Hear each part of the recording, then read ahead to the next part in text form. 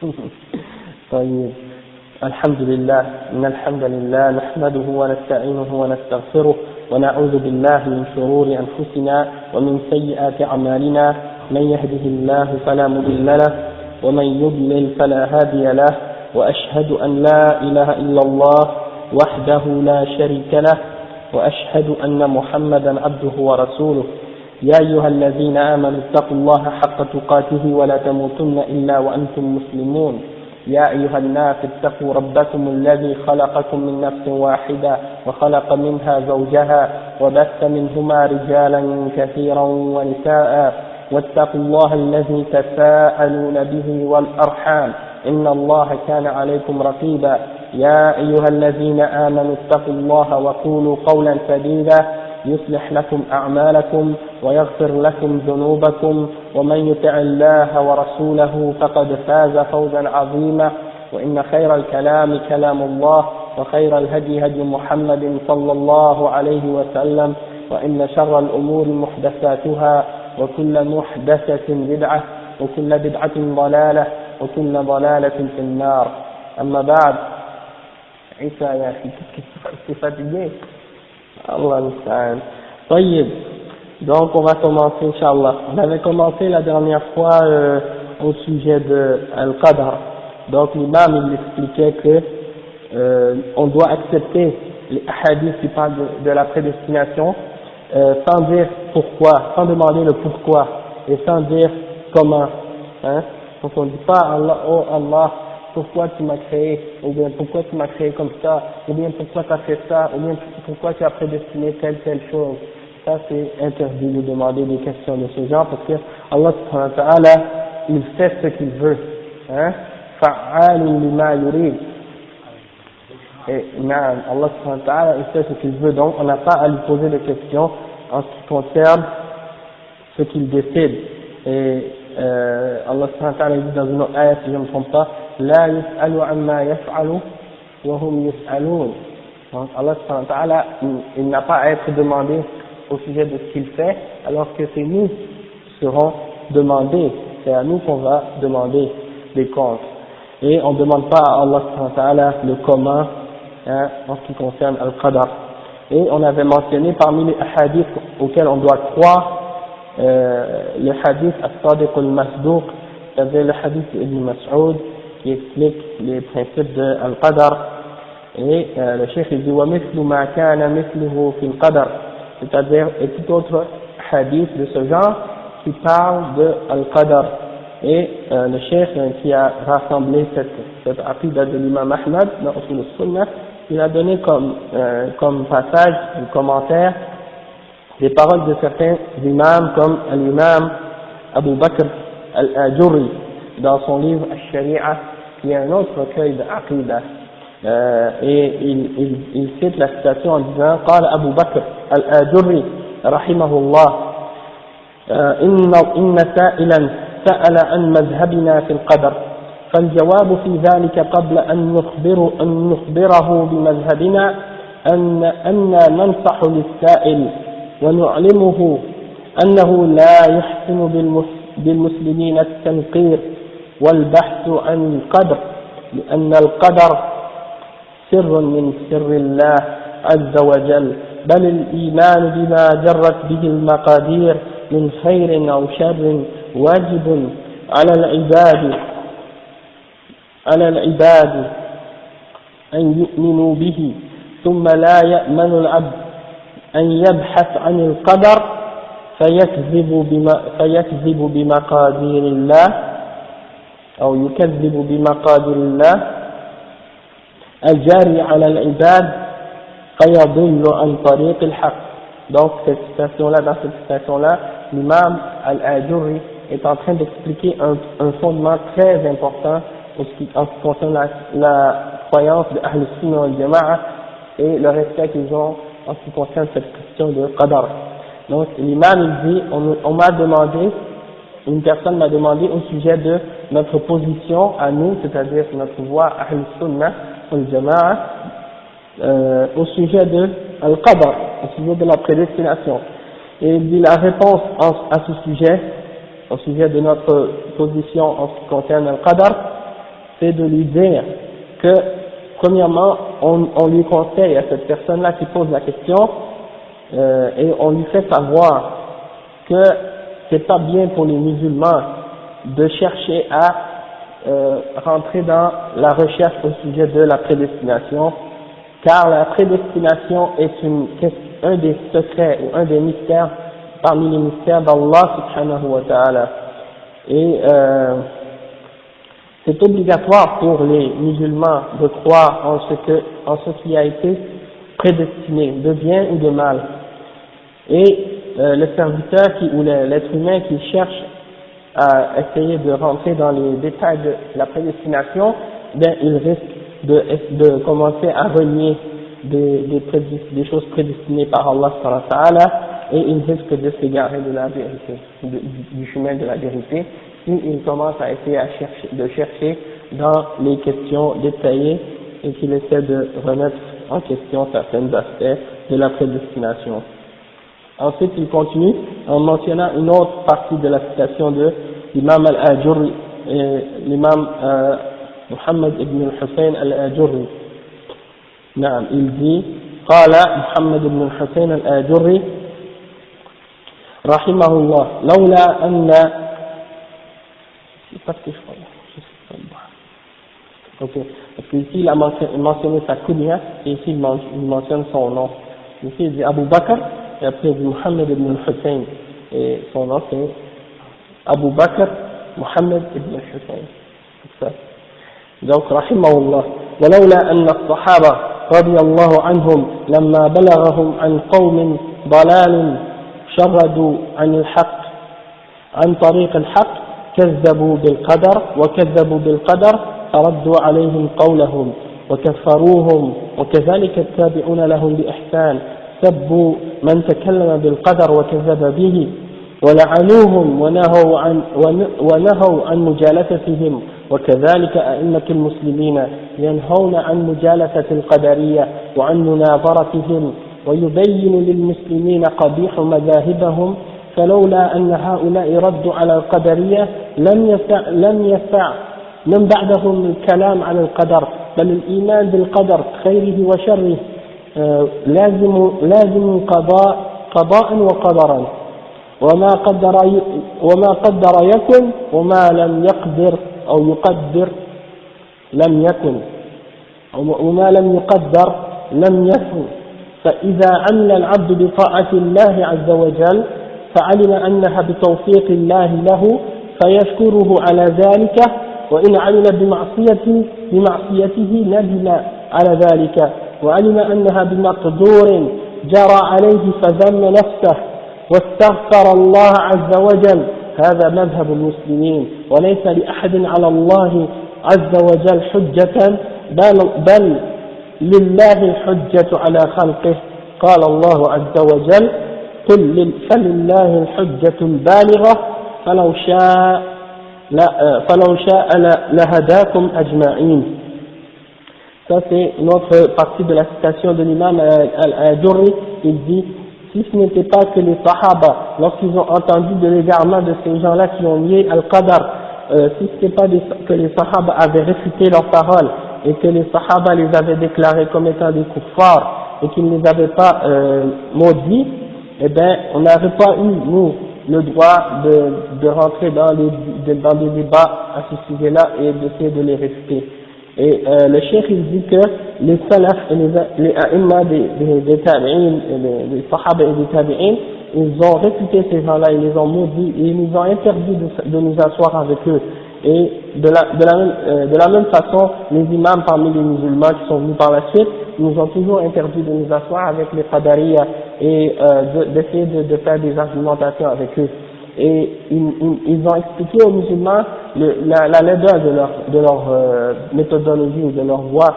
Et si ce n'était pas que les sahaba les avaient réfutés, et bien nous après on n'aurait pas eu à entrer dans aucune chose de ces paroles-là. Et c'est pour ça que on doit juste croire qu'il faut croire en la prédestination de ce que Allah nous a prédestiné, que ce soit bien ou mal. Et ce que Allah a prédestiné, c'est ce qui doit être, mais ce qui n'a pas prédestiné, c'est ce qui n'est pas, c'est ce qui ne va pas arriver. Donc il n'y a rien qui peut arriver excepté ce que Allah subhanahu wa ta'ala a prédestiné. Et donc, lorsque le serviteur d'Allah subhanahu wa ta'ala fait un acte d'obéissance, hein, alors il doit savoir que c'est uniquement parce que Allah subhanahu wa ta'ala lui a donné le succès, la permission et le succès de faire cet acte d'adoration-là. Donc, lorsque un musulman, par exemple, fait un acte d'adoration, par exemple, nous ce soir, alhamdulillah, Allah nous a permis de faire la prière de Isha en groupe. Ok?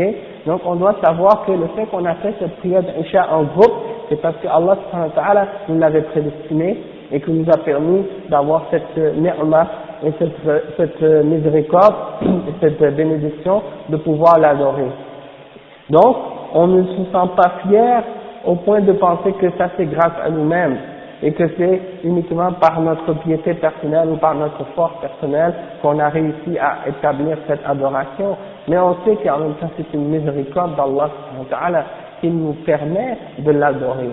Et c'est pour ça qu'on doit toujours remercier Allah subhanahu wa ta'ala quand on a fait une adoration, parce qu'on sait que c'est une bénédiction que Allah nous a donnée, que de nous permettre de l'adorer. Hein? Donc, alhamdulillah rabbil alamin. Lorsque tu dis, même il y a Ibn Uthaymin, une fois, le Cheikh Ibn Uthaymin, il expliquait un hadith qui parlait de la reconnaissance envers Allah subhanahu wa ta'ala, il disait, lorsque tu remercies Allah subhanahu wa ta'ala, lorsque tu dis alhamdulillah, dis alhamdulillah que tu as dit alhamdulillah. répète alhamdulillah que Allah t'a permis d'avoir dit alhamdulillah. Quelque chose dans ce genre, parce que tu remercies Allah de t'avoir permis de faire un acte d'adoration, de bien. Et c'est pour ça qu'en réalité, le bien qu'on fait amène le bien. Et c'est pour ça que le péché amène le péché. Souvent, c'est ça qui arrive. Et donc, pour couper le mauvais et le cercle vicieux, Allah subhanahu wa ta'ala, il nous ordonne toujours de suivre un péché par une bonne action. Hein? Allah subhanahu wa ta'ala, dans un hadith, le prophète sallallahu alayhi wa sallam a dit, اتق الله حيثما كنت وأتبع السيئة الحسنة تمحها وخالق الناس بخلق حسن. Ça veut dire, crains Allah là où tu es et fais suivre le péché par une bonne action. Fais suivre la mauvaise action par une bonne action parce que ça va l'effacer, ça va effacer cette mauvaise action-là.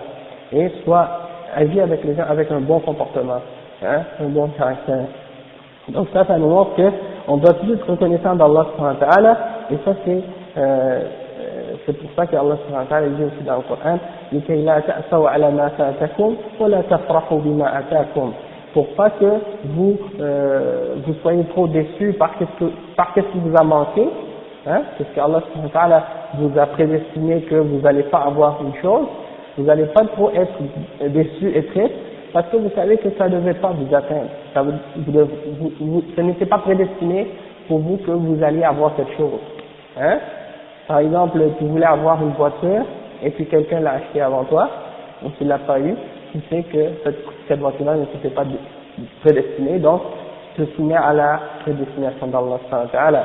Mais par contre, si par exemple tu l'as eu ou tu as fait une bonne action ou tu as fait quelque chose de bien, là tu dis ah, alhamdulillah, c'est parce que je suis pieux, je suis un bon serviteur, ou bien parce que, par exemple, tu as réussi à avoir un bon travail, un bon poste, ou avoir des bonnes notes à l'école, tu dis, ah, mais ça c'est parce que je suis intelligent, puis parce que je suis débrouillard et tout. Non, tu dis, alhamdulillah, parce que Allah, il m'a permis d'avoir cette chose-là, et je suis reconnaissant. Donc, alhamdulillah. Et ça, c'est des choses qui sont importantes, et ça, c'est tout relié avec Al-Qadar. الشيخ يقول وإن عمل بمعصيته ندم على ذلك وعلم أنها بمقدور جرى عليه فذم نفسه. Donc, lorsqu'il fait, ça c'est quand il faisait une bonne action, il remercie Allah subhanahu wa ta'ala, mais quand il fait un péché, qu'est-ce qui se passe? Il sait que il doit avoir le remords de l'avoir fait. Hein? C'est un péché, il doit avoir le remords d'avoir fait ce péché-là. Et tu dois savoir que ce péché-là, il s'était prédestiné. C'est-à-dire, Allah subhanahu wa ta'ala, il te l'avait écrit, et c'était prédestiné que tu devais le faire. D'accord? Sauf que tu dois avoir le remords après l'avoir fait, et tu dois te blâmer toi-même de l'avoir fait. Tu dois te blâmer toi-même de l'avoir fait. Pas Allah subhanahu wa ta'ala. Hein? Tu ne blâmes pas Allah subhanahu wa ta'ala d'avoir fait ce péché-là, et tu te blâmes toi-même. D'accord? Parce que Allah subhanahu wa ta'ala te l'a prédestiné, et tu l'as fait selon ta volonté et ta capacité et ta décision. Donc c'est toi-même que tu dois blâmer uniquement. Mais une fois que la chose est arrivée, le péché est arrivé, qu'est-ce que tu fais? Tu dois te repentir, tu dois avoir le remords et tu dois savoir que c'est ta faute, que c'est toi qui l'as fait, tu dois te blâmer toi-même. Et le chef dit wastaghfar Allah azza wa jal. Et donc tu demandes à Allah subhanahu wa ta'ala de te pardonner d'avoir commis ce péché-là. Après le chef dit voilà la voie des musulmans et personne n'a un argument contre Allah subhanahu wa ta'ala. En fait, c'est Allah subhanahu wa ta'ala qui a l'argument contre sa créature. Hein? Et il cite un verset du Coran dans lequel Allah subhanahu wa ta'ala dit wa alaykum assalam wa rahmatullah ana bi khair alhamdulillah qul falillahi al-hujjatul baligha. Donc, dit, c'est à Allah subhanahu wa ta'ala qu'appartient la preuve claire contre sa créature. Et si Allah subhanahu wa ta'ala aurait voulu, il vous aurait tous guidés. Si Allah aurait voulu, il vous aurait tous guidés. Hein? Donc ça c'est une preuve que Allah subhanahu wa ta'ala, il a la preuve entière de son côté. Et après le chef il dit ثم اعلموا رحمنا الله وإياكم أن مذهبنا في القدر أن الله عز وجل خلق الجنة وخلق النار ولكل واحدة منهما أهلا وأقسم بعزته أنه يملأ جهنم من الجنة والناس أجمعين ثم خلق آدم عليه السلام واستخرج من ظهره كل ذرية هو خالقها إلى يوم القيامة ثم جعلهم فريقين فريق في الجنة وفريق في السعير وخلق إبليس وأمره بالسجود لآدم عليه السلام وقد علم أنه لا يسجد للمقدور الذي قد جرى عليه من الشقوة التي قد سبقت في العلم من الله عز وجل ولا معارض لله الكريم في حكمه ولا معارض لله الكريم في حكمه يفعل في خلقه ما يريد عدلا من ربنا قضاؤه وقدره وخلق آدم وحواء عليهما السلام للأرض خلقهما وأسكنهما الجنة وأمرهما أن يأكلا رغدا ما شاء ونهاهما عن الشجرة واحدة. Donc je vois qu'il rentre dans la suite.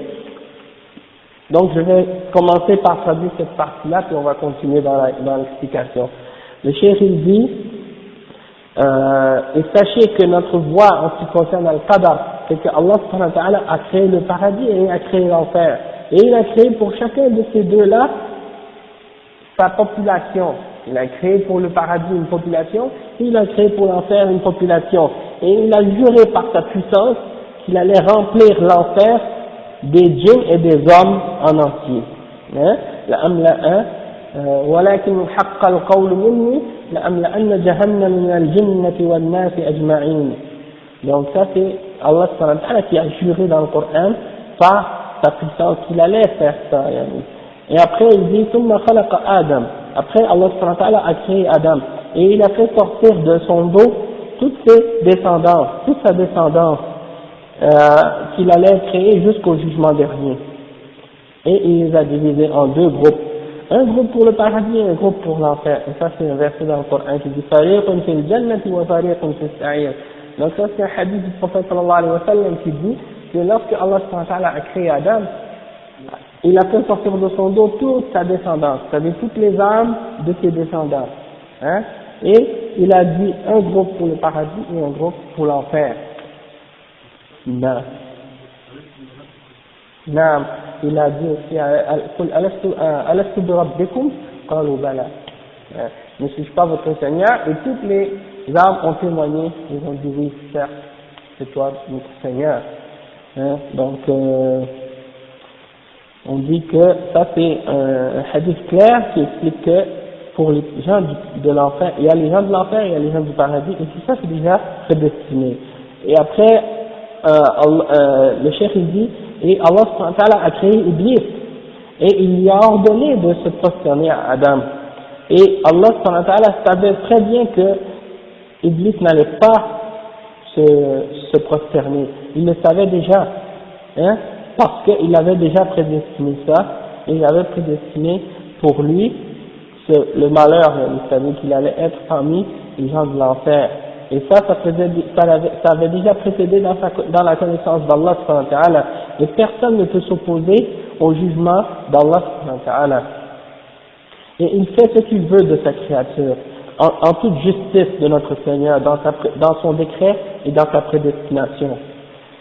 Et il a créé par la suite Adam, il a créé, pas par la suite, mais il a créé Adam et Ève, hein, que la paix soit sur eux. Et il les a mis sur terre, il les a créés tous les deux sur terre, il les a fait habiter dans son paradis. Et il leur a ordonné à tous les deux de manger tout ce qu'ils voulaient dans ce jardin, dans ce paradis. Hein? Il leur a dit à tous les deux, mangez de tout ce que vous voulez dans le jardin. فَكُلَا مِنْهَا مَا شِئْتُمْ رَغَدًا. Hein? Et après, il leur a dit aussi de ne pas manger d'un seul arbre. Il y avait un seul arbre dans le paradis qui était interdit pour eux. Tous les autres, tout le reste était permis. Hein?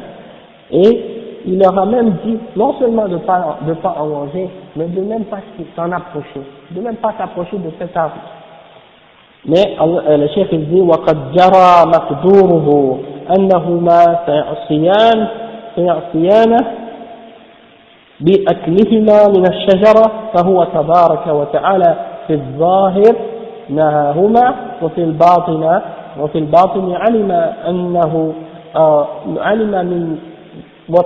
من علمه قد قدر عليهما أنهما يأكلان منها لا يسأل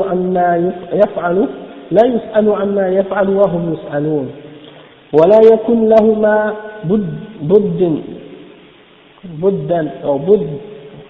ولم يكن لهما بد من أكلهما سببا للمعصية وسببا لخروجهما من الجنة إذ كانا للأرض خلقا وأنه سيغفر لهما بعد المعصية كل ذلك سابق في علمه لا يجوز أن يكون شيء يحدث في جميع خلقه إلا قد جرى مقدوره به وأحاط به علما قبل كونه أنه سيكون.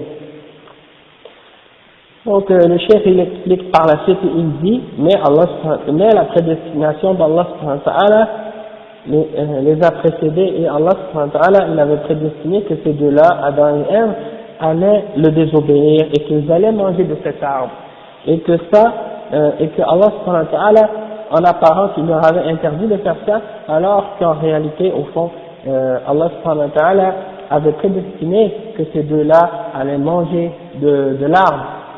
Et le chef il mentionne le verset qu'on a mentionné précédemment dans Surah Al-Anbiya qui dit que Allah subhanahu wa ta'ala n'est pas demandé pour ce qu'il fait alors que c'est nous qui sommes demandés qui compte. Et le chef il dit il n'avait pas le choix de faire ça, de faire ce péché-là, parce que Allah subhanahu wa ta'ala leur avait prédestiné. Il avait prédestiné qu'ils allaient manger de cet arbre et que ça allait être la cause de leur péché. Et que ce péché-là allait être la cause qui allait les faire sortir de ce paradis et que ça allait les faire arriver pour la terre parce qu'ils avaient été créés pour la terre. Hein? Et qu'ils allaient être pardonnés par la suite après avoir fait ce péché-là. Et tout ça, ça faisait partie de la connaissance d'Allah subhanahu wa ta'ala qu'il avait avant même que ces choses-là se produisent. Et il n'est pas permis à rien dans l'univers d'arriver, excepté que c'est Allah subhanahu wa ta'ala qui l'ait voulu. et que ça a été prédestiné par Allah subhanahu wa ta'ala, hein, et Allah subhanahu wa ta'ala enveloppe toute chose de sa science avant même que cette chose-là existe.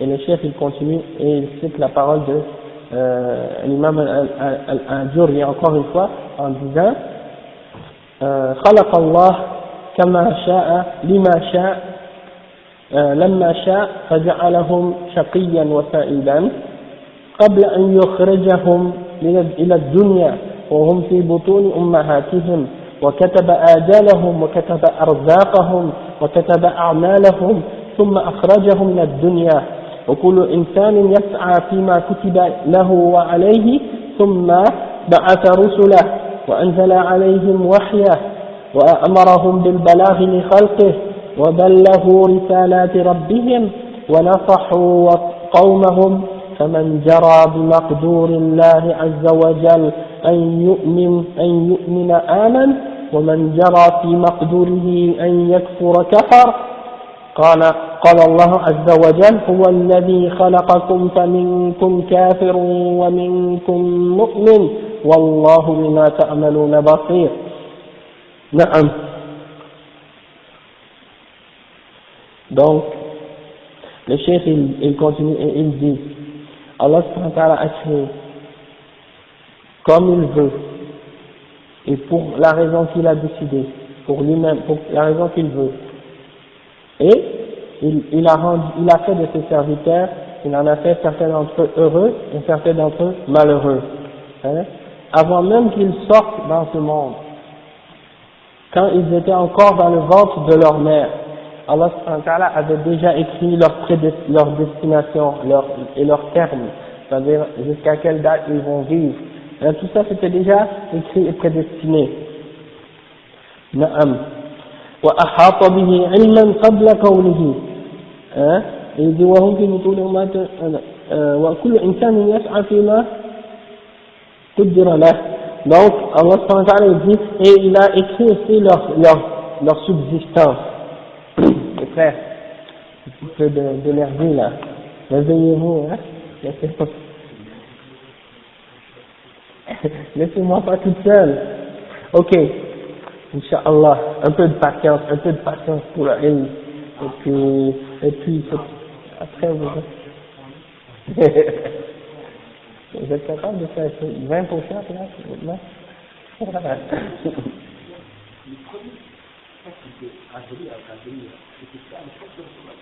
Non.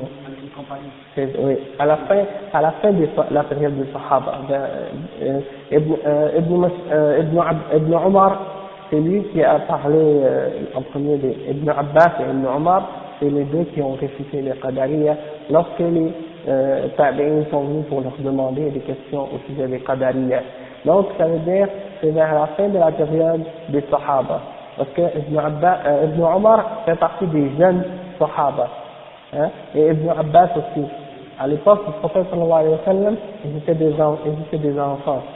Alors ils étaient des jeunes Sahaba, c'est pour ça qu'ils ont vécu très longtemps, et donc ils ont arrivé jusqu'à la fin de la période des Sahaba, et donc non, jamais. Aucun parmi les grands Sahaba n'ont fait partie d'aucune secte ou bid'ah. Ils sont morts sur la sunna comme ils étaient au temps du prophète Muhammad sallallahu alayhi wa sallam. D'accord?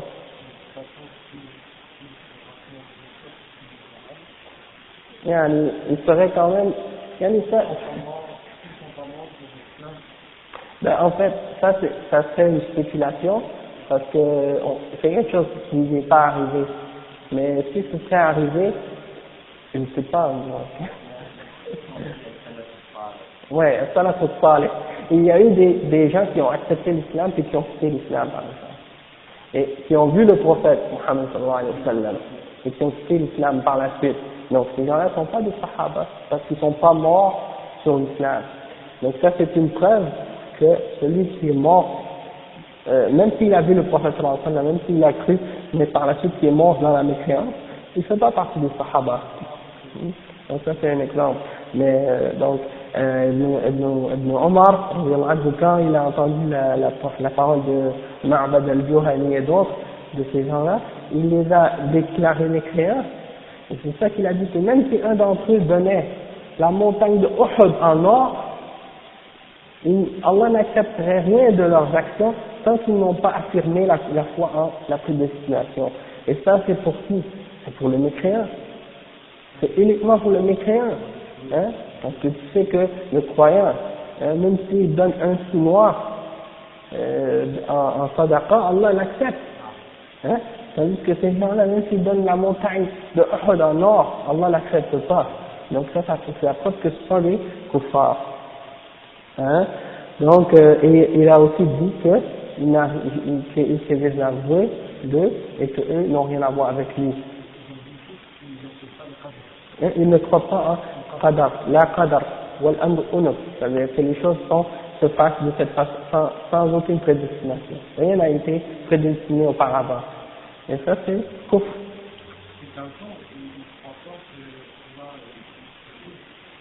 Yani, ça c'est une autre chose, c'est qu'il y en a parmi ces gens-là qui ont renié que Allah savait tout, et il y en a qui ont renié aussi que Allah subhanahu wa ta'ala avait tout écrit, et il y en a d'autres qui ont contredit le qadar en disant que Allah n'a pas voulu tout ce qui se produit dans la création, et il y en a d'autres qui ont contredit le qadar en disant que les choses qu'on fait c'est pas Allah qui les crée, c'est nous-mêmes qui créons nos actions. Donc ça c'est des formes de déviation en ce qui concerne le qadar. D'accord? On va continuer et on va expliquer jusqu'à la fin, comme ça après, s'il y a d'autres questions, on va rentrer dans les explications si c'est possible. Le cheikh il dit, ah oui, et les deux premières, comme la négation de la connaissance et de l'écriture, ces deux premières-là ont été reniées par les plus extrémistes parmi les qadariyas. Tandis que les deux autres, c'est-à-dire la première c'est al-ilm, wal-kitaba, wal-irada, wal-mashi'a, wal-khalq. Donc c'est quelque chose là. Les deux premières c'est par les extrémistes parmi les qadariyas, ceux qui sont parmi les qadariyas les plus égarés, et puis il y a d'autres parmi les qadariyas qui ont juste renié les deux derniers, c'est-à-dire que Allah subhanahu wa ta'ala, tout ce qui arrive c'est parce qu'il a voulu, et l'autre point que Allah subhanahu wa ta'ala a créé toutes nos actions, que ce soit bien ou mal, etc. Donc ça on va l'expliquer bientôt, Inch'Allah, dans le cours de Al-Irshad. Mais pour en revenir à là où on était arrivé, le cheikh il dit que Allah a prédestiné pour nous, il a écrit déjà quelle est notre subsistance. Donc il n'y a rien qu'on peut avoir de subsistance, excepté ce qu'Allah a déjà prédestiné pour nous. Ok? Et il a écrit également nos actions, qu'est-ce qu'on va faire dans cette vie, de bien ou de mal. Et il nous a fait par la suite sortir dans ce monde. On est venu au monde, on est sorti du ventre de notre mère. Et chaque être humain, il va faire l'effort qui lui a été écrit avant d'être venu au monde, que ce soit pour lui ou contre lui.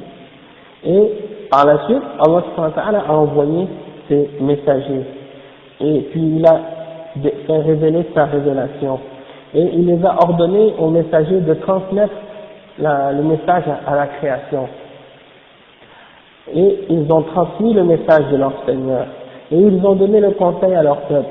Et ce qui est arrivé, c'est ce qui est arrivé par la suite, c'est ce qui est arrivé, c'est ce que Allah avait prédestiné.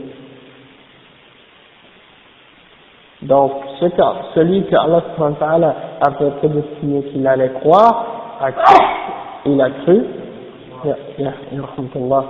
et celui qu'Allah subhanahu wa ta'ala avait prédestiné qu'il n'allait pas croire, eh bien il a mécru. Et puis il dit, et il cite un verset d'Allah subhanahu wa ta'ala dans lequel Allah subhanahu wa ta'ala dit huwa alladhi khalaqakum faminkum kafirun wa minkum mu'min. C'est Allah subhanahu wa ta'ala, c'est lui qui vous a créé. Et donc, il a fait d'entre vous des croyants et il a fait d'entre vous certains qui sont des non-croyants, des mécréants et des croyants. Et Allah subhanahu wa ta'ala voit clairement tout ce que vous faites. Et il a continué en disant أحب من أراد من عباده فشرح صدره للإيمان والإسلام ومقت آخرين فختم على قلوبهم وعلى سمعهم وعلى أبصارهم فلم يهتدوا أبدا يضل من يشاء ويهدي من يشاء لا يسأل عما يفعل وهم يسألون الخلق كلهم له يفعل في خلقه ما يريد غير ظالم لهم جل ذكره عن أن ينسب ربنا إلى الظلم أما ربنا عز وجل فله ما في السماوات وما في الأرض وما بينهما وما تحت الثرى وله الدنيا والآخرة وجل ذكره وتقدست أسماؤه أحب الطاعة من عباده وأمر بها فجرت ممن أطاعه بتوفيقه لهم ونهى عن المعاصي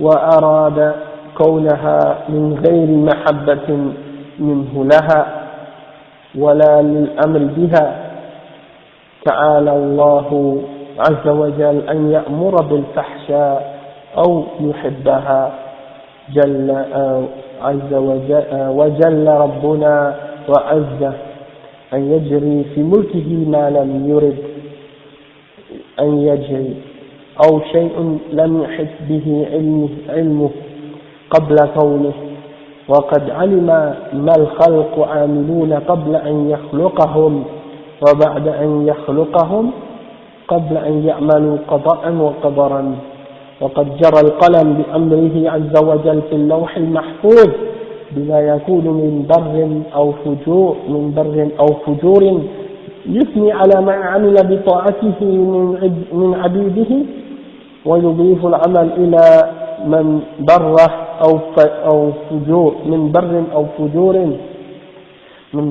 أو فجور ويثني على من عمل بطاعته من عبيده ويضيف العمل إلى العباد ويعدهم عليه الجزاء العظيم ولولا توفيقه لهم ما عملوا ما استوجبوا به منه الجزاء ذلك فضل الله يؤتيه من يشاء والله ذو الفضل العظيم وكذا ذم قوما عملوا بمعصيته وتواعدهم على العمل بها وأضاف العمل إليهم بما عملوا وذلك بمقدور جرى عليهم يضل من يشاء ويهدي من يشاء. Bon, ok, on va terminer cette citation en expliquant chaque phrase des phrases que le chef explique. C'est un fondement de la foi en Qadar. Et ces explications sont tellement claires et en même temps c'est très droit au but. Donc le chef dit, il a aimé certains de ses serviteurs et il a ouvert leur poitrine à l'islam et à la foi. Et il a détesté certains. Et Allah subhanahu wa ta'ala a détesté d'autres parmi les êtres humains. Et il a comme voilé ou scellé leur cœur. Et il a scellé leurs oreilles, leurs bruits, il a scellé leur vue, leurs yeux. Alors ils ne sont pas capables de se guider. Il guide qui il veut et il égare qui il veut. On ne lui demande pas ce qu'il fait, mais lui il nous demande. Et toute la création lui appartient. Il fait de sa création ce qu'il veut, sans être injuste envers eux. Et que il dit que Allah soit purifié ou glorifié du fait que toute forme d'injustice lui soit attribuée, parce que Allah ne commet aucune forme d'injustice. Il dit, en ce qui concerne notre Seigneur, Allah subhanahu wa ta'ala, alors tout ce qui est dans les cieux et sur la terre, et tout ce qui est entre les deux, lui appartient, ainsi que ce qui est en dessous de la terre. Et c'est à lui qu'appartient la vie d'ici-bas ainsi que l'au-delà, que son rappel soit,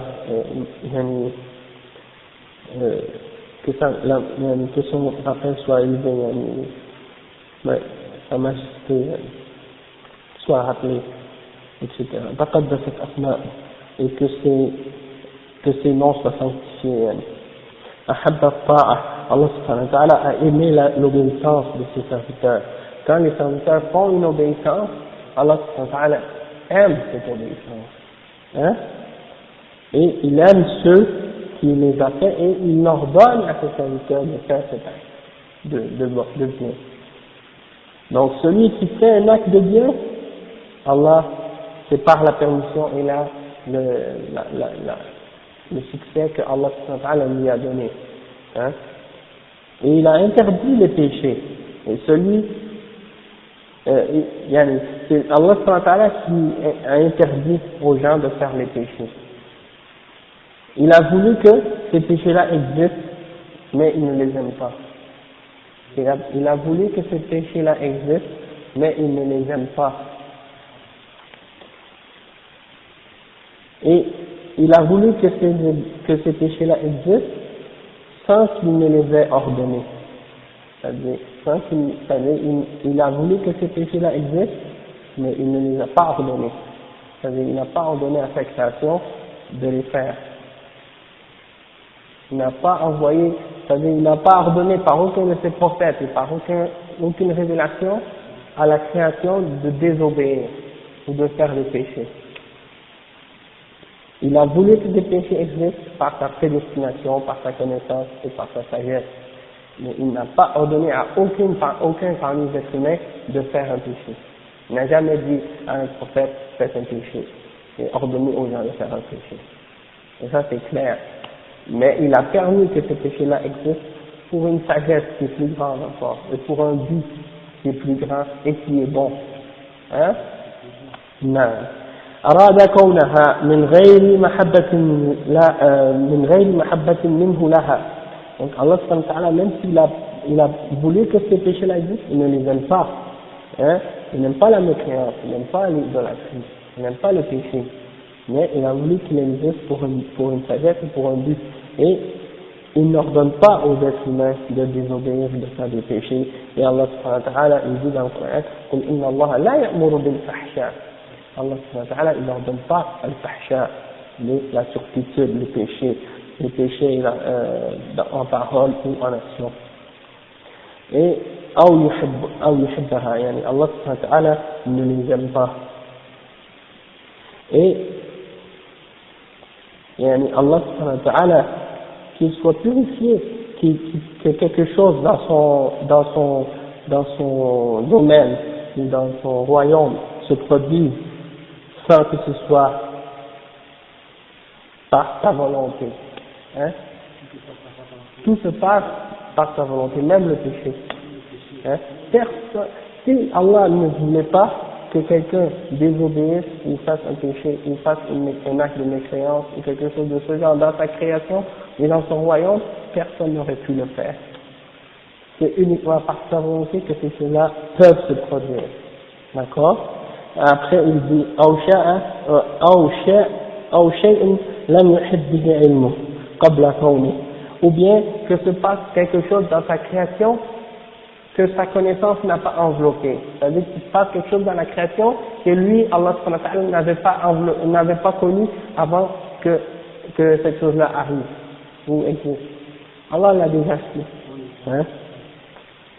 Donc il dit وَقَدْ عَلِمَ مَا الْخَلْقُ عَمِلُونَ قَبْلَ أَنْ يَخْلِقَهُم. Allah avait déjà su ce que les êtres allaient faire avant même de les avoir créés et après les avoir créés et avant qu'ils fassent l'acte. Et tout ce qu'il a prédestiné, tout ce qu'il a voulu, Allah subhanahu wa ta'ala l'a écrit avec une plume. Non, exactement. Et le chef il dit que ce qui arrive, c'est qu'est-ce qui a été écrit par la plume dans Al-Lawh al-Mahfouz, les tables préservées. Et Allah subhanahu wa ta'ala, le prophète sallallahu alayhi wa sallam a dit dans un hadith que la destinée de chacun, de tout ce qui allait se produire jusqu'à la fin des temps, a été écrit 50 000 ans avant la création des cieux et de la terre. Non. 50 000 ans avant d'avoir créé les cieux et la terre. Donc ça veut dire que tout a été écrit. Et dans un autre hadith, le prophète sallallahu alayhi wa sallam a dit, la première chose que Allah subhanahu wa ta'ala a créé, c'était la plume. Et il lui a dit, qu'est-ce que je dois écrire? Il lui a dit, non, la première chose qu'il lui a dit de faire, c'est d'écrire. Alors il a dit, écris, octobre. Alors la plume a dit, que dois-je écrire? La plume Allah subhanahu wa ta'ala lui a dit, écris tout ce qui va se produire jusqu'au jugement dernier. Donc, tout avait été écrit avant même que la création des cieux de la terre et du monde avait été créée. Et ça, c'est dans des tablettes préservées auprès d'Allah subhanahu wa ta'ala.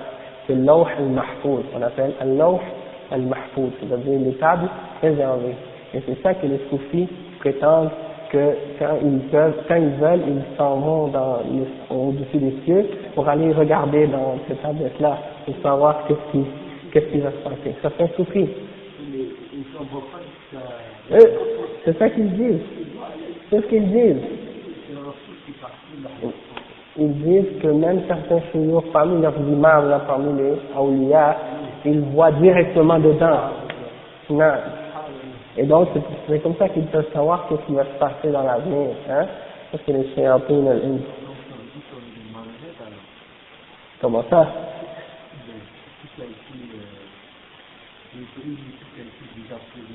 Non. Ah, marionnette. Ah, j'ai compris, malhonnête.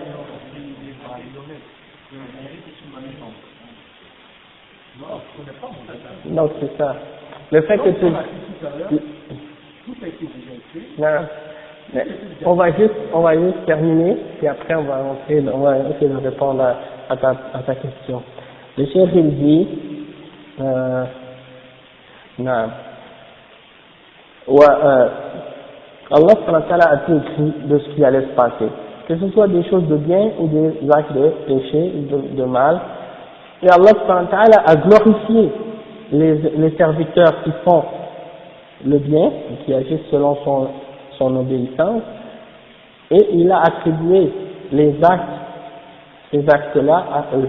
Il a attribué ces actes d'obéissance aux serviteurs, en disant que les serviteurs ont adoré, ont prié, ont jeûné, etc. Il a attribué ces actes à eux. Et après il dit, wa alaykum salam wa rahmatullahi wa barakatuh. Et il a préparé pour ceux-là une grande récompense.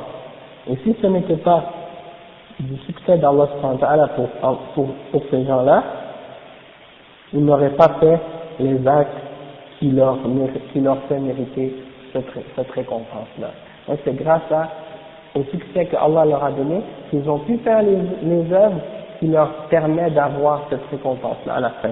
Et c'est pour ça que il dit un verset d'Allah dans lequel Allah dit, voilà la grâce d'Allah ذلك فضل الله يؤتيه من يشاء والله ذو الفضل العظيم. Voici la grâce d'Allah, il la donne à qui il veut, et Allah est celui qui possède la grâce, une immense grâce. Après le chef il dit وَكَذَا ذَمَّ قَوْمًا عَمِلُوا بِمَعْصِيَتِهِ. Allah a blâmé d'autres gens qui ont fait la désobéissance à Allah et il les a menacés pour leurs actions, pour leur désobéissance, il les a menacés à cause de ces actions-là, et il a attribué ces désobéissances-là à eux. Hein, il ne s'est pas attribué les péchés de ses serviteurs à lui-même, ni les bonnes actions à lui-même. Il les a attribués à ses serviteurs, donc c'est leurs actions. Mais tout ça, ce qu'ils ont fait, c'était prédestiné par lui. C'était par son décret, par prédestination. Et Allah subhanahu wa ta'ala, il égare qui il veut et il guide qui il veut. Subhanahu wa ta'ala. Après, le cheikh dit, وقال محمد بن الحسين رحمه الله مذهبنا في القدر الذي سأل عنه السائل. Voilà notre croyance en ce qui concerne, notre voie en ce qui concerne la prédestination dont la personne nous a demandé. باختصار يسير من كتاب الشريعة, ça a été tiré du livre الشريعة avec, c'est comme un résumé de ce que le cheikh a écrit. Et pour chacun de ces points-là, le cheikh avait mentionné beaucoup de références parmi les hadiths et les versets du Coran, mais le cheikh nous a tiré et les a résumés pour que ce soit moins long. Et donc ça c'est un point. Et aussi, après l'imam Ahmad, il continue, quand il a dit, on doit croire en tous les hadiths qui parlent de Al-Qadar, et après il dit, وَمِثْلُ أَحَادِيثِ الرُّؤْيَا كُلِّهَا. On doit également croire en tous les hadiths qui parlent de Ar-Ru'ya, c'est-à-dire que on va voir Allah subhanahu wa ta'ala au jugement dernier. Ok?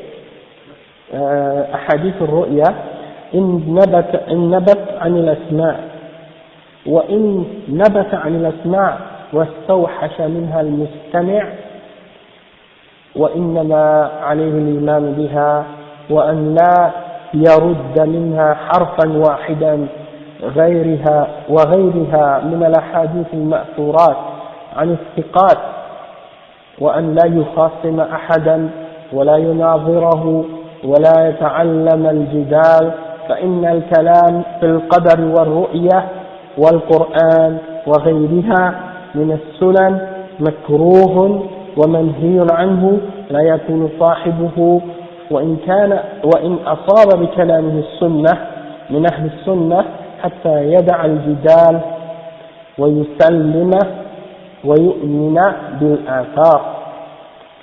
Donc le cheikh il dit, on doit croire en toutes les hadiths qui parlent de la vision d'Allah subhanahu wa ta'ala, et même si la personne qui entend ces hadiths-là trouve ça un peu bizarre, et on commence à essayer de trouver ça un peu étrange, il doit y croire, il doit uniquement y croire, et il ne doit rejeter de ces hadiths-là même pas aucune lettre, c'est-à-dire il ne doit pas rejeter une seule lettre de ces hadiths.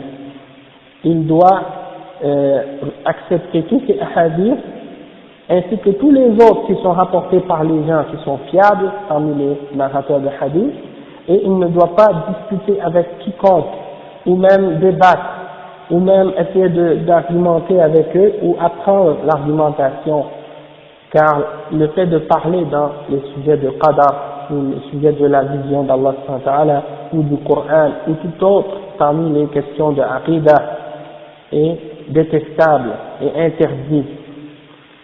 Et la personne qui le fait, même si en le faisant a été en accord avec la sunna, il ne fait pas partie de Ahl Sunnah jusqu'à ce qu'il ait abandonné la dispute et qu'il se soit soumis et qu'il ait cru en toutes ces narrations. Ça c'est les paroles de l'imam Ahmad, et l'explication de certains de ces points-là, c'est ce qui suit, je vais le faire étape par étape.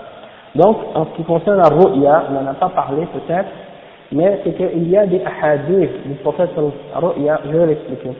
Il y a des hadiths du prophète sallallahu alayhi wa sallam dans Sahih al-Bukhari, Sahih Muslim, dans lesquels le prophète sallallahu alayhi wa sallam a expliqué que nous allons voir Allah subhanahu wa ta'ala le jour du jugement comme la lune, comme on voit la lune dans un ciel où il n'y a pas de nuages et que c'est la pleine lune. Ok? Donc, comme si c'est la nuit de Badr, hein? Quel Badr?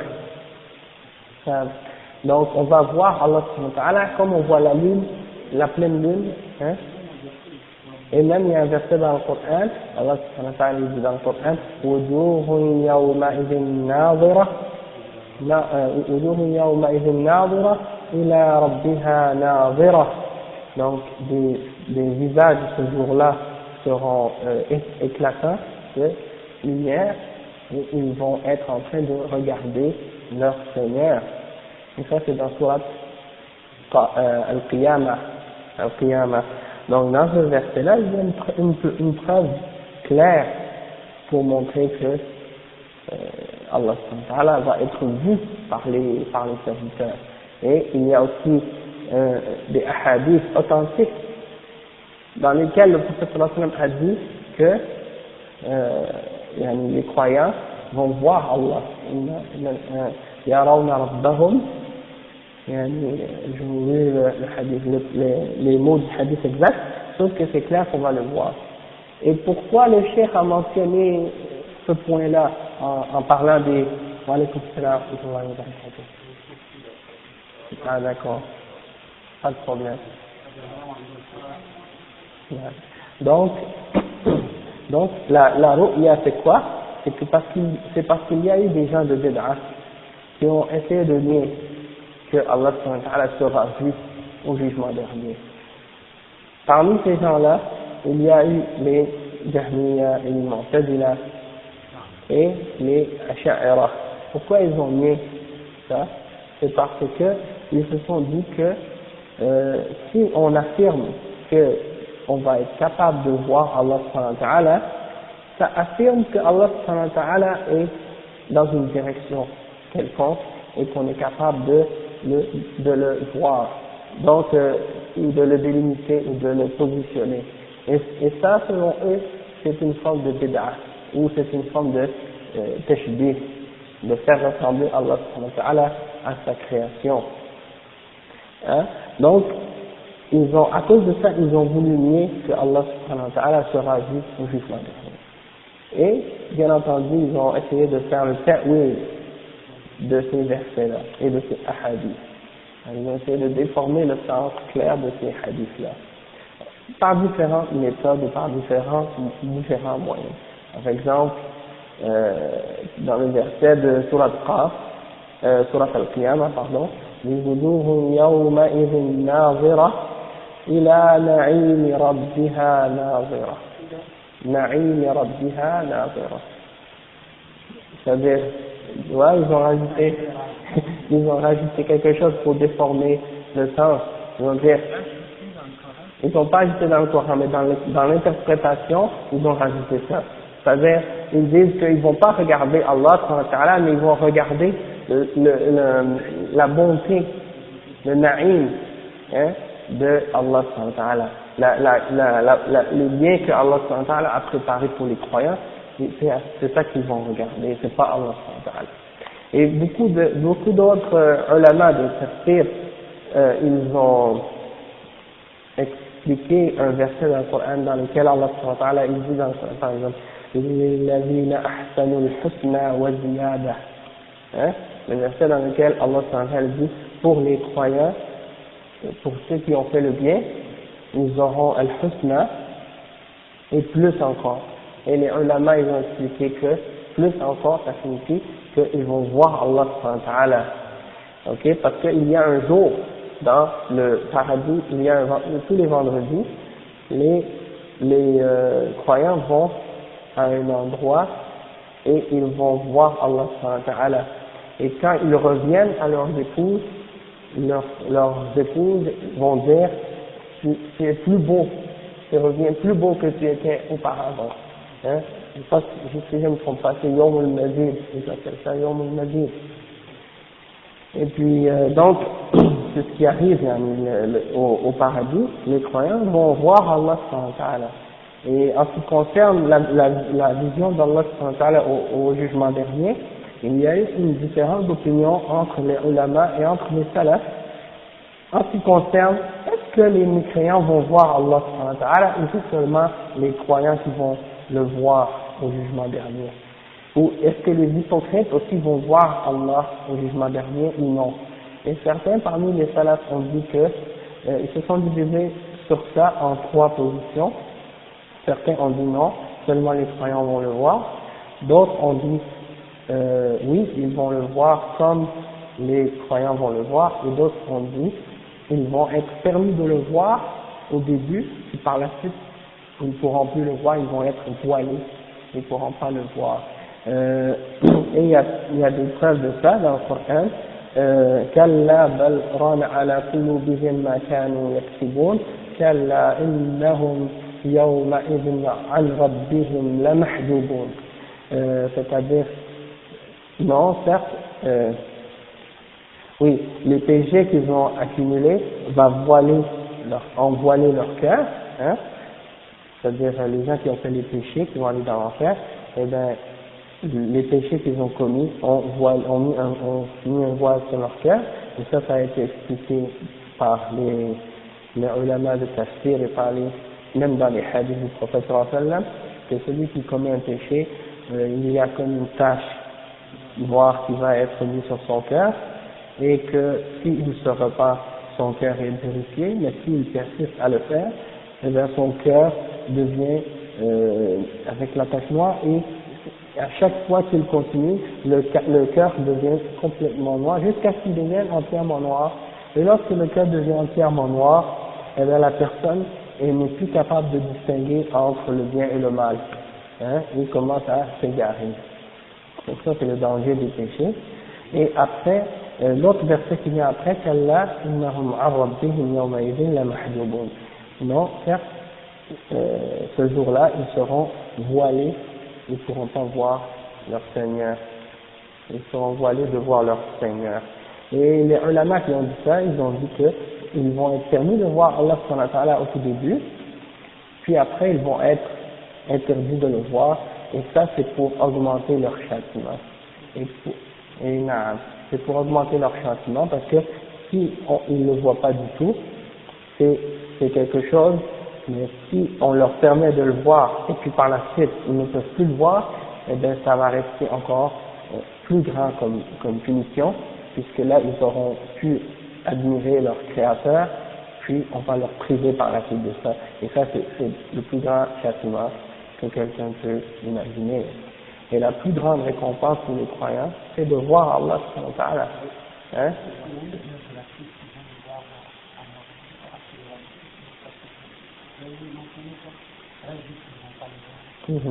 Donc ils vont le voir au début. Ouais, ben justement, le fait qu'il y a des hadiths qui disent que lorsque le jugement va être établi et tout, eh ben les gens vont voir Allah subhanahu wa ta'ala, les croyants vont voir Allah subhanahu wa ta'ala, et avec eux il y aura les hypocrites, et les hypocrites, et Allah là qu'est-ce qui va arriver, les croyants vont se prosterner à Allah subhanahu wa ta'ala, et les hypocrites, eux, ils vont essayer de se prosterner, excepté que ils ne pourront pas se prosterner parce que leur colonne vertébrale va devenir comme une tige. Ils ne seront plus capables de se plier. Alors à chaque fois qu'ils vont essayer de se prosterner, ils vont tomber sur le dos. Et ça c'est expliqué dans Surat Noun. Allah subhanahu wa ta'ala dit dans le Coran, يوم يكشف عن ساق فيدعون إلى السجود فلا يستطيعون. Le jour où Allah subhanahu wa ta'ala va découvrir il va montrer sa jambe, et là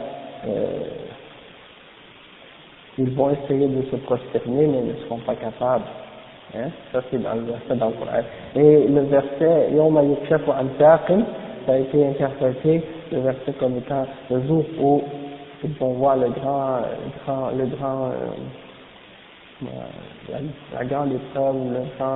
la grande terreur. Oui, le jour où ils vont voir la grande terreur. Hein? Et certains ont essayé de nier la tribu de Saq, la jambe, pour Allah subhanahu wa ta'ala. Et ils ont cru que le fait que Ibn Abbas, par exemple, a expliqué que ça, le verset veut dire le jour où ils vont voir la grande terreur, ils ont expliqué ça comme ils ont essayé de montrer que ça c'est une preuve pour réfuter la tribu. Mais le fait que le Sahabi a expliqué le verset, ça ne vient pas en négation avec le fait d'affirmer la tribu elle-même. Donc ça c'est une chose qui est importante à comprendre. Donc la ru'ya, la vision d'Allah pour les croyants, c'est une chose qui est affirmée par Ahl Sunnah wal Jama'a. Et on ne demande pas comment, on n'essaie pas de chercher le comment. Et on doit savoir que nul n'est semblable à Allah subhanahu wa ta'ala. Et Allah subhanahu wa ta'ala, il dit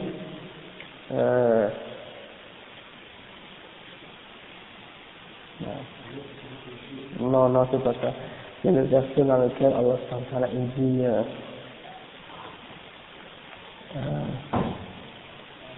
alaykum salam wa rahmatullahi wa barakatuh.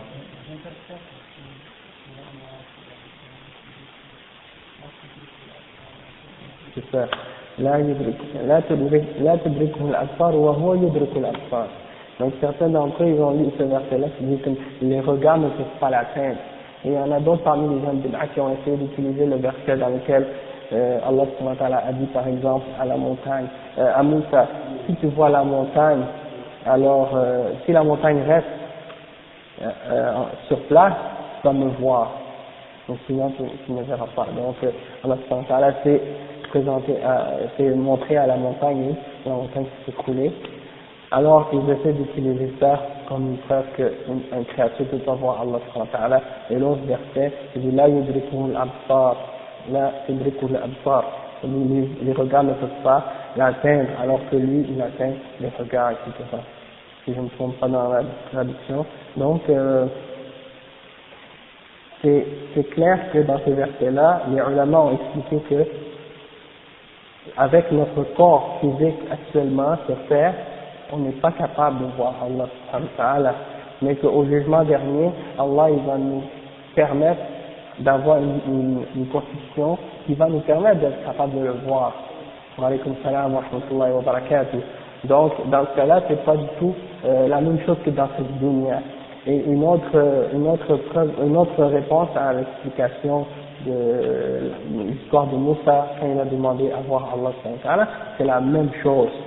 C'est la même chose, c'est que dans cette dunya, on ne peut pas voir Allah subhanahu wa ta'ala, excepté que ce jour-là, Allah va faire qu'on sera capable de le voir, de le regarder.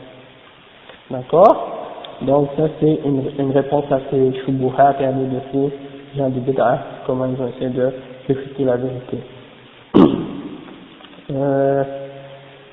Donc Ar-Ru'ya est une chose établie par Ahl Sunnah wal Jama'a. Ensuite, il y a plusieurs hadiths qui parlent de ça, et on va les mentionner en temps venu dans d'autres occasions lorsqu'on va expliquer d'autres livres qui vont expliquer notre aqidah en ce qui concerne ces choses-là. Maintenant, en ce qui concerne la parole de l'imam Ahmed quand il dit qu'on doit croire en la parole au sujet de la prédestination, au sujet de la vision, c'est-à-dire du fait qu'on va voir Allah subhanahu wa ta'ala, et au sujet du Coran, que c'est la parole d'Allah, et autres des questions des sunan. Il dit وغيرها من السنن.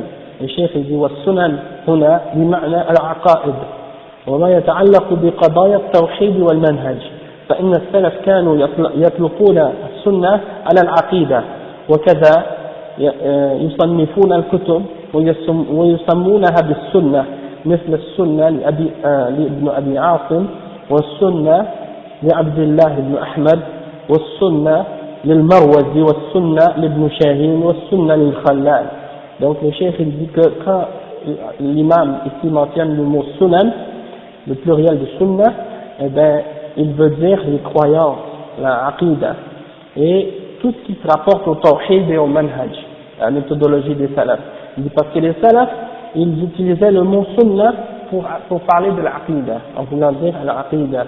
Et c'est pour ça qu'ils ont écrit des livres qui s'appellent As-Sunnah, comme par exemple le livre As-Sunnah de Ibn Abi Asim, Sunnah du fils de l'imam Ahmad, le Sunnah de l'imam al-Marwazi, et le As-Sunnah de l'imam Ibn Shahin, et la Sunnah de Al-Khallal. Tous ces livres-là parlent de Aqidah, mais le titre c'est As-Sunnah. Et après, un autre point que le cheikh il dit, Makruhun wa manhiyun anhu, le cheikh donne c'est-à-dire que de parler de ces choses-là c'est détestable, ou de débattre, ou de faire des arguments sur ça c'est détestable et interdit. Le cheikh il dit والكراهة هنا كراهة التحريم لما يأتي من نصوص النهي وأن الأصل في النهي أنه يقتضي التحريم عند الجمهور. Le cheikh il dit que الكراهة, quand tu dis makruh, quelque chose qui est détestable, dans ce sens-là, ça veut dire l'interdiction, parce que al-karaha, al-makruh, peut vouloir dire deux choses. Peut vouloir dire makruh, c'est détestable dans le sens que c'est interdit, et détestable dans le sens que c'est quelque chose dont on doit s'éloigner. Mais que c'est pas, makruh peut vouloir dire haram, et il peut vouloir dire, dans le sens que karaha tanzihiyya, ou karaha tahrim, ou karaha tanzih. Ça peut être un des deux. Wa alaykum salam wa rahmatullahi wa barakatuh. Parce que Allah subhanahu wa ta'ala, il dit, quand il parle des 10 commandements dans le Coran, il dit وَقَضَى رَبُّكَ أَلَّا تَعْبُدُوا إِلَّا إِيَّاهُ وَبِالْوَالِدَيْنِ إِحْسَانًا. Il continue à parler des autres péchés qui sont interdits dans Surat Al-Nisa ou Al-An'am, si je ne me trompe pas. Je pense que c'est Al-An'am. Et quand il termine à la fin, il dit non, pardon, c'est Al-Isra, Surat Al-Isra.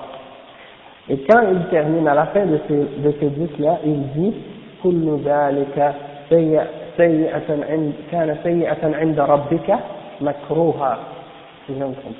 كل ذلك كان سيئة عند ربك مكروها. Allah subhanahu wa ta'ala le décrit comme étant détestable, alors que toutes ces choses-là sont des choses haram, le shirk, être monté envers ses parents, etc. Ce sont des choses haram. Donc ça rentre dans karaha tahrim. Hein? Et dans d'autres occasions, al-karaha peut être dit dans le sens de tanzih. Et c'est pour ça que les ulama ont dit, toute chose qui vient avec un signe que c'est détesté par Allah subhanahu wa ta'ala, que c'est rejeté ou que c'est maudit, ça vient pour montrer une interdiction. Excepté s'il y a un qarina, une autre chose qui vient l'accompagner, qui vient le faire descendre de ce niveau, qui vient montrer qu'il est moins que haram, par un hadith ou un verset autre qui montre qu'il n'est pas interdit, dans ce cas-là il devient makruh. C'est comme quand on dit par exemple que quelque chose est obligatoire, wajib, donc la base c'est que al-amru lil-wujub, al-amr c'est de l'wujub. Quand un verbe est à l'impératif, ça montre qu'il est obligatoire de le faire. Sauf s'il y a une autre preuve, ou un autre texte, ou un hadith, qui vient montrer que la chose n'est pas expliquée ou dit dans le sens de l'obligation, mais que c'est uniquement recommandé de le faire. La même chose pour le tahrim. Je ne sais pas si vous comprenez, j'espère que c'est clair, mais on va y revenir. Hein?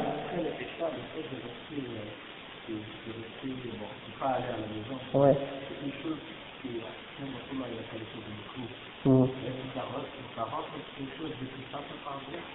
Dans ce cas-là, oui, sauf, oui, on peut dire que ça c'est quelque chose que le prophète sallallahu alayhi wa sallam nous a dit, qu'on ne va pas rester après l'Isha, excepté pour parler de quelque chose d'important, ou pour dîner, ou des choses comme ça. Et c'est pour ça que les ulama, par exemple, ils donnent des duros parfois après l'Isha, quand ils ont l'occasion de le faire, quand ils voient qu'il n'y a pas d'autres moments dans la journée qui sont disponibles, ils le font à ce moment-là, et dans ce cas-là, c'est correct. Mais c'est sûr que la sunna du prophète lorsqu'il avait fini après l'Isha, il ne parlait pas avec personne, il rentrait à la maison et il passait un peu de temps avec sa femme et puis il dort. Et ça c'est la sunna du prophète. Mais c'est pas interdit s'il y a une raison importante ou quelque chose de ce genre qui fait que tu restes après l'Isha. Et des fois il restait le prophète avec Abu Bakr, Omar et d'autres. Et ils discutaient de certaines choses qui concernent les musulmans et l'islam. Hein? Donc, ça c'est une chose claire, Inch'Allah. Et par la suite, terminé, on a presque fini, le chef dit, en ce qui concerne Al-Kalam, en général, la citation qu'il a dit par exemple que de parler de ces sujets-là ou de débattre, etc., c'est quelque chose celui qui le fait, il n'est pas parmi les gens de la sunna. Le chef il dit وقوله الكلام في القدر منهي عنه يعني الجدال فيه والخوض في كيفيته وإلا فقد صح عن رسول الله صلى الله عليه وسلم والصحابة الإيمان بذلك كله والكلام في إثباته أما النهي فلقوله تعالى ولا تقف ما ليس لك به علم وفي الحديث الصحيح إذا ذكر القدر فامسكوا. نعم. Donc le cheikh il dit en ce qui concerne de parler au sujet de la prédestination et de dire que c'est interdit, ça signifie ou ça s'applique au fait de discuter et d'argumenter et de débattre au sujet de son comment, c'est-à-dire comment Allah a prédestiné et de demander le pourquoi, etc.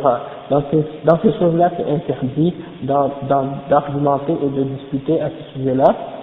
Et sinon, c'est permis de discuter dans le but d'affirmer ce qui est à affirmer au sujet du qadar.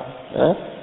Et c'est interdit d'argumenter ou de poser le comment ou le pourquoi à cause du verset dans lequel Allah subhanahu wa ta'ala dit وَلَا تَقْفُ مَا لَيْسَ لَكَ بِهِ عِلْمٍ, et ne recherchez pas à discuter au sujet des choses dont vous n'avez aucune connaissance.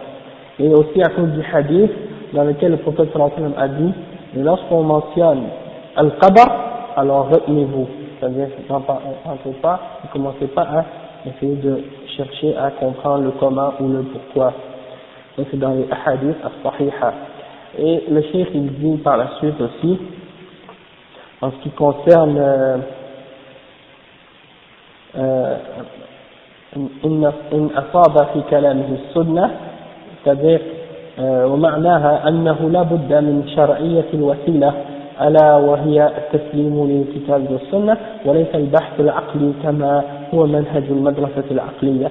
C'est-à-dire, le cheikh il dit que la personne qui parle de Al-Qadar et de ces questions de Aqidah, même si en discutant de ces choses-là arrive à atteindre la position de la Sunna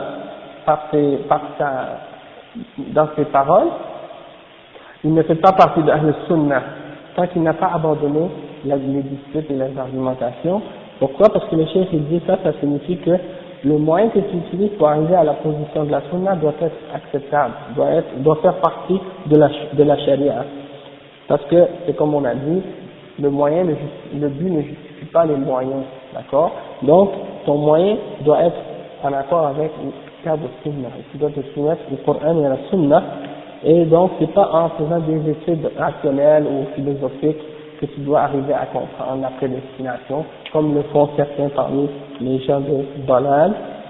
Et puis, le cheikh dit في الحديث ما ضل قوم بعد هدى كانوا عليه إلا أوتوا الجدل.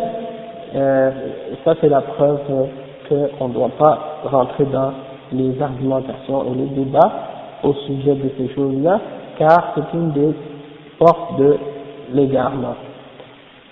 Et donc, c'est une chose très importante dont on doit faire attention. Et ça termine le sujet de Al-Qadar. Donc, on va continuer, Inch'Allah, lundi prochain, à expliquer d'autres points de Usul Sunnah. Maintenant, on va rentrer dans le sujet de Kalam Allah, au sujet de la parole d'Allah subhanahu wa ta'ala et du Coran. Ça, c'est le point numéro 14, le numéro 13, dont on va parler la semaine prochaine, Inch'Allah. Et on va parler d'autres points aussi. Donc on approche là. Alhamdulillah, subhanallah wa bihamdik. Ah oui. Oui. Et on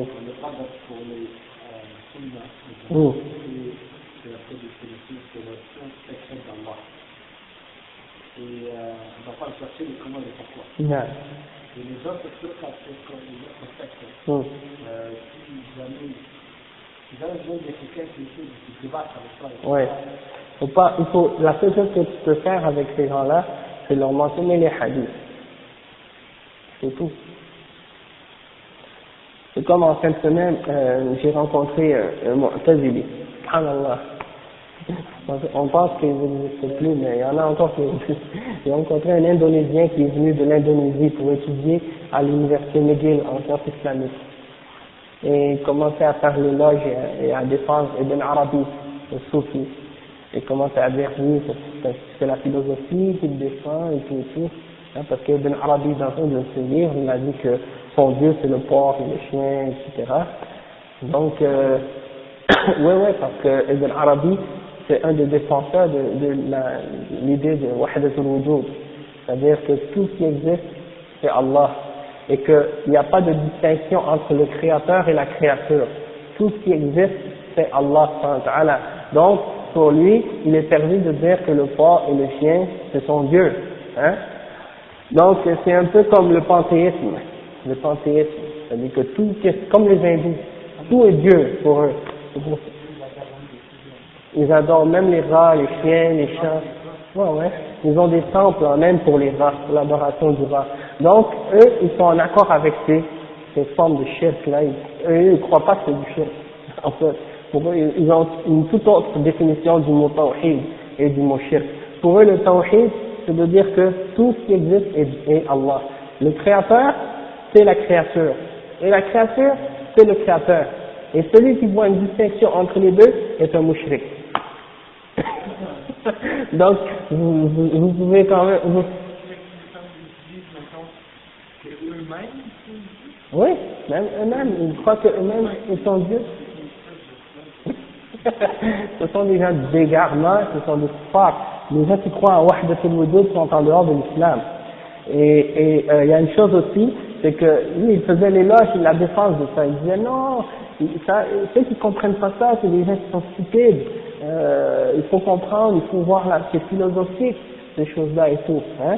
Et Ibn Arabi et les soufis de ce genre-là, ils s'expriment souvent en poésie. Parce que dans la poésie, on peut facilement interpréter ce qu'on dit. Et l'argument des soufis, souvent quand ils veulent défendre Ibn Arabi, c'est de dire non, mais ces gens-là s'expriment en poésie, il faut l'interpréter, il faut essayer d'interpréter leurs paroles pour leur donner un sens qui est acceptable. Hein. Donc c'est comme, ils disent des paroles de couple, puis après ils essaient de nous faire dire ou de nous faire comprendre qu'il ne faut pas les prendre littéralement, il faut essayer de les interpréter pour comprendre que ça a un sens qui est en accord avec l'islam. Donc ça c'est complètement désordonné et dévié, les idées de ces gens-là. Mais ils défendaient ça. Et puis par la suite, je mentionnais l'égarement des Mu'tazila. Et là, il me disait, non mais les Mu'tazila c'est la meilleure des sectes, c'est la meilleure des sectes islamiques. Et ils étudient la philosophie et tout ça. Et la personne qui était assis avec lui, c'est un autre Indonésien, c'est un monsieur que je connais depuis longtemps, avec qui j'ai fait le Hajj. Et lui, il ne connaît pas grand-chose sur ces choses-là, mais il a été capable de comprendre tout de suite que cette personne-là était déviée. Hein. Et quand il a entendu la personne qui c'est son ami, parce qu'il est indonésien comme lui, mais il ne savait pas que son ami possédait ces idées-là. Et là, il m'a dit, c'est un wahhabi, celui qui étudiait à Miguel. Il m'a dit à moi, c'est un wahhabi, c'est un mushrik. Non. Et là, il me dit, c'est un mushrik. Pourquoi je suis un mushrik? Il dit, parce que tu dis que Allah est tel qu'il s'est décrit. C'est-à-dire, il me disait, si tu dis qu'Allah a une main, c'est un mushrik. Et si tu dis que Allah subhanahu wa ta'ala est assis sur son trône, c'est un mushrik. On ne dit pas que Allah subhanahu wa ta'ala est assis sur son trône, mais on dit qu'il s'est élevé au-delà de son trône, tel qu'il l'a dit lui-même dans le Coran en disant Ar-Rahman wa ala al-Arsh istawa. Hein? Et je lui ai dit que Allah subhanahu wa ta'ala, il s'est décrit dans le Coran par lui-même comme ayant une main et comme ayant des yeux, mais que ses yeux ne sont pas comme les yeux de sa création et sa main ne sont pas comme celle de sa création, et qu'il s'est élevé d'une manière qui lui convient et non une manière comparable à celle de sa création. Et il n'est pas comme, rien comme sa création, il n'y a rien comme lui, et il est le voyant et l'audient. Donc, on doit croire en lui, tel qu'il se décrit lui-même. Il me dit, ah, toi t'es un mushrik, t'es un mushrik. Pourquoi? Parce que j'ai dit qu'Allah a une main. Non, mushrik, c'est quelqu'un qui a associé Allah qui a associé quelque chose à Allah subhanahu wa ta'ala, soit dans l'adoration, ou soit dans ses attributs, ou des choses de ce genre. Hein? Donc, il dit que tu as fait ressembler Allah subhanahu wa ta'ala à sa création, donc tu es un associateur. Mais pas que les ahbas, ils disent la même chose que ça. C'est ça qu'ils disent. Ouais. Et les Mu'tazila et les Jahmiya, c'est ça leur aqidah. Hein? Et là, donc eux, fois demander du Wallah. Oui, c'est ça. Pour eux, c'est haram. Ouais. Ouais. Et qu'est-ce qui est étrange, et que quand tu regardes ces gens-là, c'est comme si, qu'est-ce qui est étrange avec ces gens-là? Ce qui est le tawhid, ils en ont fait du shirk, et ce qui est du shirk, ils en ont fait le tawhid. C'est comme si la religion, ils l'ont complètement renversé tête en bas. Hein. Ouais. Mais ça fait. Ouais. Ouais. Eux, ils utilisent ce verset-là pour essayer de nier les attributs. Alors que nous, on affirme les attributs et on nie la ressemblance. C'est ça la voie de Ahl Sunnah wal Jamaa.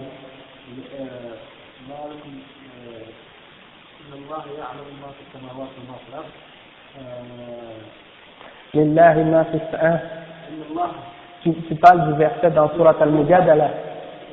La yakunu min najwa. Ah oui, c'est ça. Il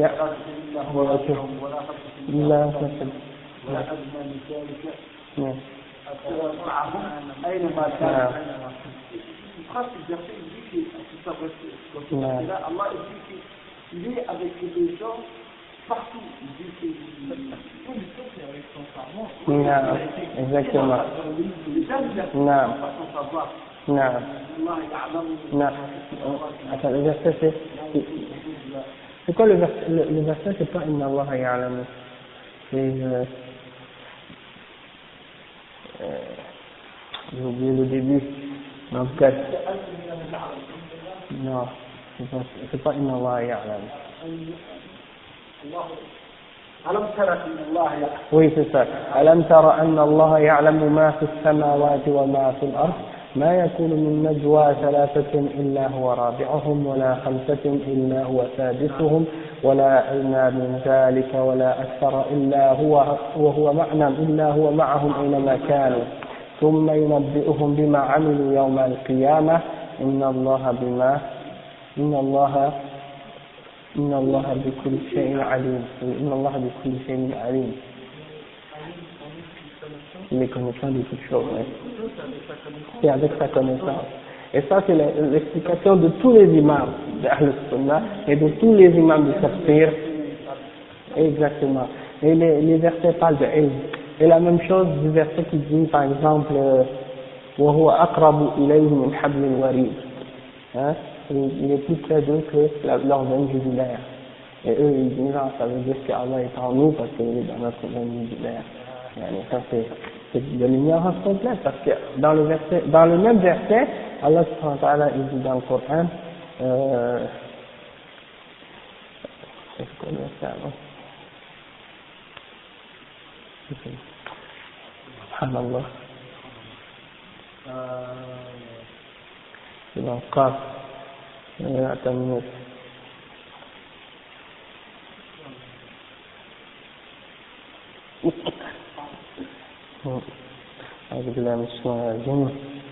Après ça, on va terminer, Inch'Allah. أعوذ بالله من الشيطان الرجيم ولقد خلقنا الإنسان ونعلم ما توسوس به نفسه ونحن أقرب إليه من حبل الوريد ولقد خلقنا الإنسان ونعلم ما توسوس به نفسه. Non. Certes, nous avons créé l'homme et nous savons ce que son âme lui suggère ou lui chuchote, hein? Non. Le soir, c'est des choses, des chuchotements ou des suggestions que tu peux avoir, hein, à l'intérieur de ton âme, ou qu'est-ce que le shaitan peut te suggérer dans ton âme, Donc, Allah subhanahu wa ta'ala, il le sait ça. وَنَحْنُ أَقْرَبُ إِلَيْهِ مِنْ حَبْلِ الْوَرِيدِ. Allah subhanahu wa ta'ala est plus près, et Allah dit dans le Coran, وَنَحْنُ أَقْرَبُ إِلَيْهِ مِنْهُمْ. Donc, il est plus près de nous que nous-mêmes. Les gens qui ne croient pas prédestinés. Mais le prophète sallallahu alayhi wa sallam, Ibn Omar a dit que c'est le kuffar, c'est lui qui nie la prédestination. Ouais, c'est ça. un des 6 piliers de la foi. Pas dans l'islam, c'est l'humain. Pardon?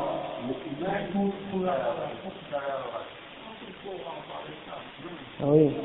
Oui, comme. Non, les 6 piliers de la foi. Quiconque en nie un seul de ces 6 piliers-là est en dehors de l'islam. Et kafir. Non. Non. Tu nie par exemple qu'il y a un jugement au jugement dernier, ou un paradis ou un enfer. C'est kafir. Si tu nie quoi que ce soit du Coran, un verset seulement, c'est en dehors de l'islam. Quand ils font les PDF, mettons, Non. Non. donc, ils prennent, Ils jouent avec, ils font ta'wil. Ouais, ta'wil. ils jouent avec. Ouais. Et puis tu joues avec. C'est pas nécessairement, on dit pas nécessairement que ces gens-là sont forts, comme les Asha'ira par exemple. Les ulama, ils vont pas déclarer que ces gens-là sont directement forts, excepté si on établit contre eux la preuve. Et qu'on les a clairement expliqués et tout, puis que par la suite, ils persistent à nier les attributs d'Allah subhanahu wa ta'ala. Si c'est le cas comme ça, ils vont être déclarés comme étant les kuffars. Moi, je demande à faire une autre question. Non. Toutes les textes, dans le fond, c'est tout par rapport à non, qui sont liés. Non. Soit le tawhid ou l'asma sifat. Et les deux, ça fait partie du tawhid. Asma sifat, c'est le tawhid aussi. Soit c'est le tawhid de l'ibada, ou soit c'est le tawhid de l'asma sifat. L'ibada, l'uluhiyya, l'adoration. Hein? Sinon, le tawhid de rububiyya, même les idolâtres l'acceptaient. Tawhid al-Rububiyyah, c'est-à-dire de croire que, ouais, la plupart des créatures, même les idolâtres, ils disent oui, il y a un créateur, il y a un être suprême. Même les athées ici, à Québec, là, qui disent, ouais, mais je crois pas en Dieu, mais je crois qu'il y a une force ou quelque chose, et même eux, ils reconnaissent ça. Donc, c'est pas ça qui fait de toi un croyant, là. Hein? Et c'est ça que ces gens-là, beaucoup de gens, là, parmi les gens de Bid'a aujourd'hui, là, ils essaient de convaincre les athées que Dieu existe. Ils pensent que c'est ça le grand combat là, à faire avec eux. Alors qu'en réalité, subhanallah, même les gens qui reconnaissent l'existence d'Allah, c'est pour ça qu'ils laissent les gens, c'est pour ça qu'ils laissent les musulmans adorer les tombes non, on ne devrait pas dire les musulmans, c'est pour ça qu'ils laissent les gens qui sont nés dans les pays musulmans, qui ont grandi dans le shirk, continuer à faire le shirk et à adorer les idoles et les tombes et tout, parce que pour eux, ils reconnaissent l'existence d'un créateur. Donc, c'est suffisant. Ils n'ont pas besoin d'autre chose pour être un musulman ou un croyant selon eux. Hein?